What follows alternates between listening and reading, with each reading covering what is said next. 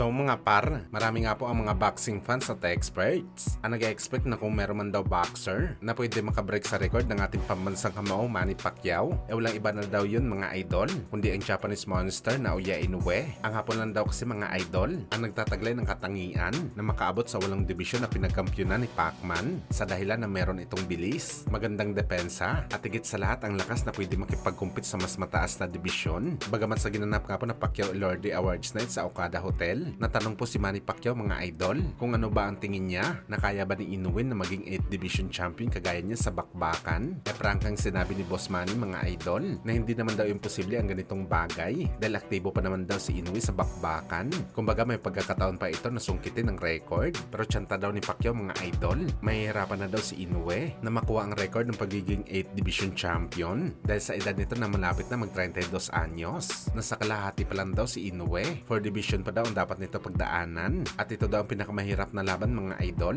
dahil habang umaakyat ka ng timbang, mas lalong bumibigat ang kalaban mo. At tama nga ang sinabi natin mga idol noong nakaraan lamang na kung meron man susubok na i-break ang record ni Pacman na pagiging 8th Division Champion, kailangan talaga kumamada ito simula 20 anyos pa lang. Pagdating ng stage na 30 anyos na ito, dapat lumaban na ito sa 8th Division Champion na kampyonato dahil kaya pa talaga ng katawan mo na makipagkumpit sa malalaking tao sa rason na kasagsagan ng prime mo to sa bakbakan. Ito ang stage na palagay mo walang makakatalo sa iyo sa laban. Si Pacman 31 anyos na naging 8th Division Champion at ito ngayon ang edad ni Inoue na malabo talaga at suntok sa buwan para kay Inoue na mabreak nito ang record ni Manny Pacquiao. Hindi naman kasi basta-basta si Inoue aakyat ng dibisyon. Kailangan pa nito mag-adjust sa timbang sa status ngayon ni Inoue mga boss. Kung plano talaga nito i-break ang record ni Pacman, malamang aabotin nito ng 42 anyos bago ito makatungtong sa pagiging 8th Division Champion. Pero malaki naman ang tiwala natin mga idol na wala talaga sa plano ni Inoue na abutin ang nakuha ni Pacman. Ngayon pa lang kasi mga idol nagdadalawang isip na ito na umakyat ng featherweight division sa super lightweight pa kaya.